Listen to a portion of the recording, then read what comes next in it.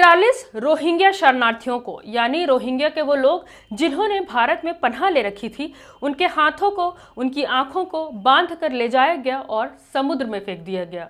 जी हाँ, आप सही सुन रहे हैं।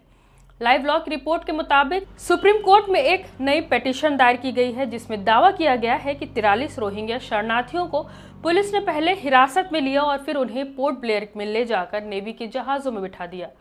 इस दौरान इन लोगों की आंखों और हाथों को बांध दिया गया और फिर उन लोगों की जिंदगी की परवाह किए बिना ही उन्हें समुद्र के पानी में फेंक दिया गया।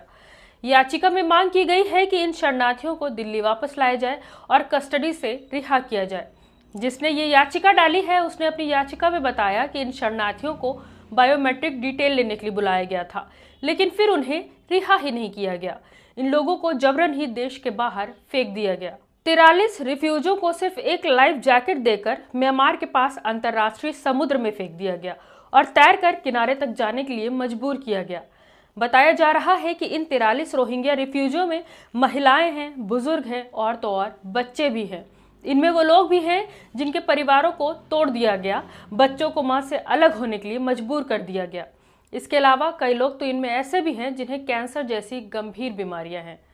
पेटिशनर का कहना है कि इन शरणार्थियों के पास UNHRC की ओर से जारी किया गया कार्ड भी है, फिर भी इन लोगों को अरेस्ट किया गया और देश के बाहर निकाल दिया गया। आपको बता दें कि शरणार्थी या रिफ्यूजी उन लोगों को कहते हैं जो युद्ध, हिंसा या फिर हरासमेंट की वजह से अपने देश से भागने के लिए मजबूर हुए हैं और वो दूसरे देश में पनाह लेना चाहते हैं। UNHCR रिफ्यूजियों को जारी किया गया एक पहचान पत्र होता है, एक आइडेंटिटी कार्ड होता है, जो ये बताता है कि इन्हें शरणार्थी के रूप में मान्यता मिली हुई है।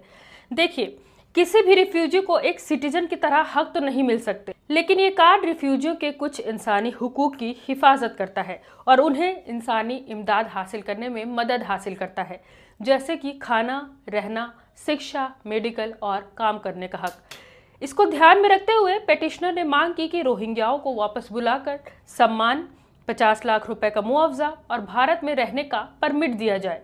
इसके अलावा भारत सरकार को निर्देश देने की मांग की है कि वो UNHCR कार्ड वाले रोहिंग्या को न तो गिरफ्तार करें और न ही हिरासत में लें। इनके साथ इज्जत और वकार के साथ पेश आए और ये इंश्योर करें कि उनके साथ किसी भी तरह की कोई ज्यादती न हो। लेकिन सॉलिसिटर जनरल तुषार मेहता इसे ठीक नहीं मानते। उन्होंने 8 अप्रैल 2021 को सुप्रीम कोर्ट के आदेश का जिक्र करते हुए कहा कि आर्टिकल 14 और 21 के तहत मूल अधिकारों की गारंटी भारतीय नागरिकों और बाकी लोगों को है, लेकिन इसमें यह गारंटी शामिल नहीं है कि अगर कोई इलीगल तरीके से भारत में एंट्री कर जाए तो उसे बाहर नहीं निकाला जाएगा।